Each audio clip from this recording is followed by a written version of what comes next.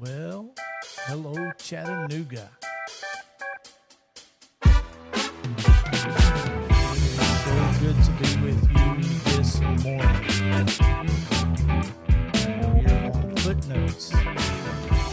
Footnotes is a ministry of Cornerstone Apostolic Church, and we come together and reflect on the message that was delivered this past Sunday, which was Brother Vandy Watt delivered such a great message on generation, a generation, and what a message, and really appreciate that burden that we felt there in that place.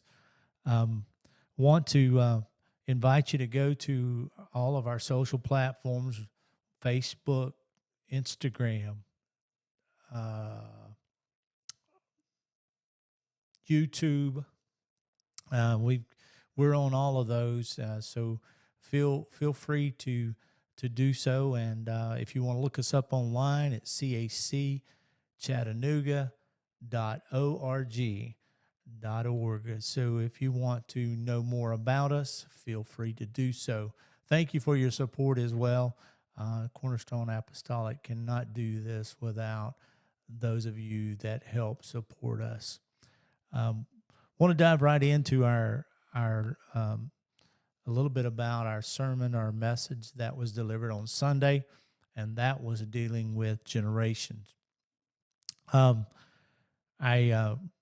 pondering the thoughts of the generation that we have before us, and I'm thinking on the generation that was behind me that has done so much in my life. And I was so moved by the message that I wanted to share with you today these two things about the generation.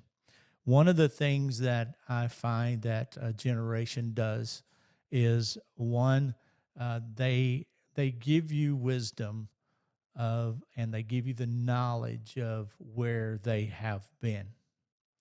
Then number two, they give you tools for what your journey is going to look like. And I think those two things are very important in my life, the things that I have seen over the years with those that have delivered to me, those that have helped me along the way, those that have been there to help me through those things in life, and to say that they were my teachers.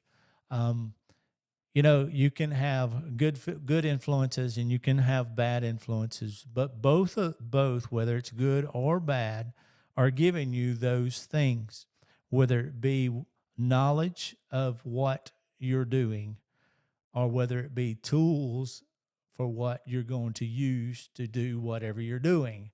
I think it's interesting, though, that when you look at the generation before you, that you can have that positive influence or you can have that negative influence. I think about those tools that we would give one in them preparing themselves for whatever it may be, whether they are in ministry or whether they are on a public job somewhere, doing a public work somewhere. Anything that you do, there are those that will that propel you, those that push you, those that help you get to the levels that you need to be. It's not always a beautiful thing. It's not always a happy thing. It's not always that sweet way of doing things. Sometimes it is the heartaches, and it's the hardships, and it's the things that those things is what drives us to those levels that we need to be. Not every season in your life is going to be happy. It's not always going to be the season that everything is just going just right. There'll be seasons that you'll see that.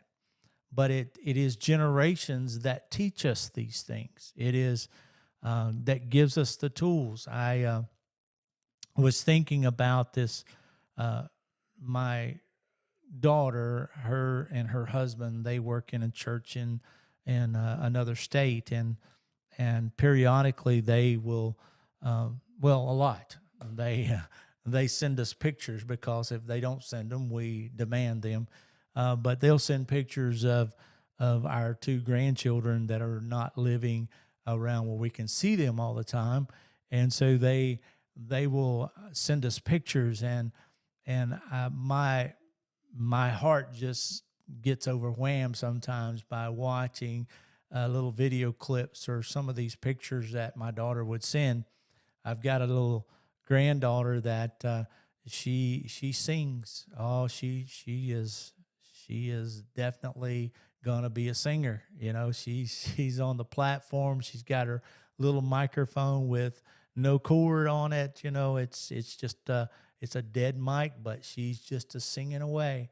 And then I have a grandson that is playing the drums and does a really good job, but just a beating away on those drums. And I think to myself, I hope that there is something that I have instilled in my daughter. We've put those values in her to where that those children never lose that love for what they're doing for the kingdom. I think it's very important that we coach them and we do the right things, but we also guard them, because it's so easy in our day and time for disappointments to come, and rejection comes, and that's okay. I'll say that again. It's okay to be rejected, because I think it's very important that whatever state we're in life, that we accept those challenges. We accept those sitting in class time, learning about what life is really all about. Their learning experiences. So I think it's very important that we guard those generations as well. We can talk about, and Brother Watt brought this out in the message. He said we can talk about the back in the day, and the truth be told, there were things that they need to be enlightened about what was yesterday, but also what can be today and what's going to be tomorrow. I think it's very important. I think it's important that we teach them that the Bible does tell us that in the last days, saith God, He's going to pour out His Spirit upon all flesh.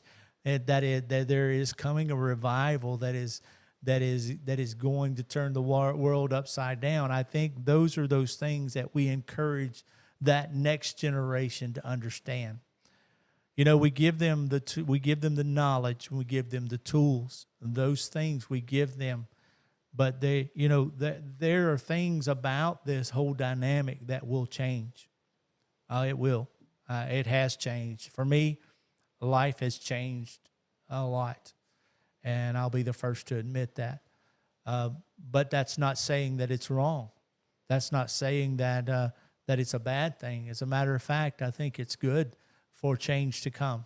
I think it's good that we start opening our eyes to, there's one thing that never changes about this, and that is the message of Jesus Christ. It will never change. It will never change. The power of His blood, it will never change. Those things never change. The power of His Spirit never changes. Those will never change. Now, the method that we deliver them may change. The way that we do this right here, if you would have asked me, 5-10 years ago, if I would be sitting in front of a camera with a mic, no, I couldn't see that. But here I am. I think it's a very valuable lesson to me, is to understand that generations upon generation, there's something to learn from every generation. There's something to gain from every generation. So I don't go into the next generation along with the new generation. I don't go with them into this next season, saying, I'm not going to change, because God's already proven that wrong. We all have room for growth. We all have room to share with each other. We all have room to mature. I think that is a part of maturity, is to accept change. It's a part of accepting what is it that God is doing in our generation. It's those things that God has prepared for us, and He is preparing us for what is to come. And that is that teaching side of it. Again, I think it's very important that we look around us, find somebody to mentor, find somebody that you can pour into, somebody that is very sharp, detail-oriented, those people that know how to do certain things, and allow them to hone their skills and show them some things. Hey, they show me things. They show me new ways of doing things. That's good. That's okay. I might not get it done as fast as they can. All the technology, I'm going to have to make a phone call every once in a while and say, hey, how do I do this? That's okay. But is finding that next generation and embracing that and saying, okay, what can I do to help you, to make you better? What can I do to help propel you into that that next level that God has for you? Again, I think these are vital things to generation. This is vital to help that next generation get where they need to be. What is it that I am investing in for that next generation? Am I investing time, talent, and efforts into those things? I think it's obvious that where we are today, that if you are considered an elder now, you need to be pouring into this next generation. You need to be helping them get where they need to be. No, you're not going to have all the answers. I don't have them. You won't have them. But we can help this next generation get where they need to be. Help them to hold fast to the truth. Give them, as Brother Watt brought out so clearly, is give them the whys. You don't have to. You don't have to tell them, hey, that's wrong. No, don't do that. Give them the whys. This is why we do this. This is why we love God like we do. This is why we pour in to our life the things of God. I hope this has helped you today. I hope that something that I have said along the way, that maybe it's encouraging to you. Again, go online and look us up. Go to all of those platforms that we are on. We're on them every week. So if you have notes that you want to drop us, please do so. Also go to chchattanooga.org, chchattanooga.org. And until next time, thank you for watching Footnotes. We look forward to being with you next time. God bless you.